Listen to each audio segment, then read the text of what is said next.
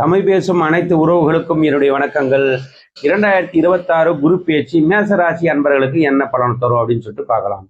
பொதுவாக மேசராசி அன்பர்கள் 7.5 சனியில் இருக்காங்க, ஒன்றும் கவலைப்படாதீங்க. இப்போ நடக்கிற அந்த குரு பேச்சு கடகராசியில உச்சம் அடைஞ்சு சனீஸ்வர பகவானை வந்து பார்க்கறதுனால 7.5 சனி பெரிய பாதிப்பெல்லாம் உண்டு பண்ணாது, மாறாக நற்பலன்களே தரும் அப்படின்னு சொல்லலாம். இந்த குரு பேச்சுக்கு அப்புறமா இந்த மேசராசி அன்பர்களுடைய பொருளாதார நிலை வந்து உயரக்கூடிய ஒரு செயல் உண்டாகும்.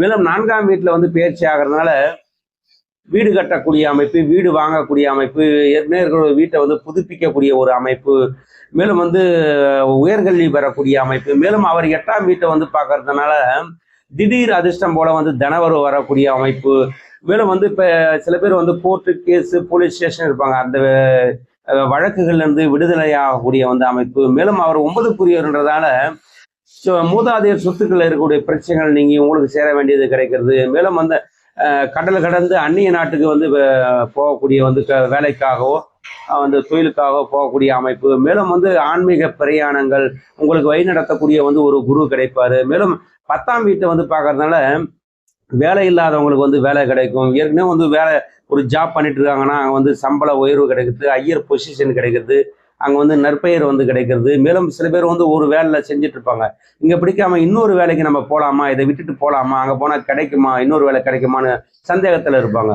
அவங்களாம் வந்து தாராளமாக முயற்சி பண்ணலாம். ஏன்னா தொழில் ஸ்தானத்தையே பார்க்கறதுனால இன்னொரு வேலை கிடைக்கிறதுக்கு உண்டான அமைப்புகள் உண்டு. ஏற்கனவே ஒரு தொழில் பண்ணிட்டு இருக்காங்க அப்படின்னா இன்னொரு தொழில் சேர்த்து பண்ணலாமா அப்படின்னு சொல்லிட்டு நினைப்பாங்க. அதெல்லாம் தாராளமாக வந்து பண்ணலாம். செய்யக்கூடிய தொழிலில் வந்து லாபம், தொழிலே அமையாதவங்களும் நல்ல தொழில் வந்து அமையும் அப்படின்னு சொல்லலாம்.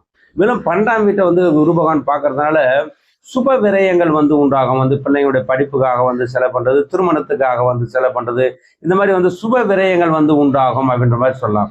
ஆக மொத்தம் இந்த குரு பேச்சு மேசராசி என்பவர்கள் நன்மையைத்தான் செய்யும். காரணம் என்னன்னா, உங்கள் ராசிக்கு வந்து பாக்கியாதிபதி 9க்குரியவர் வந்து உச்சம் அடையும் போது நன்மையை மட்டுமே செய்வார், அந்த மாதிரி சொல்லலாம்.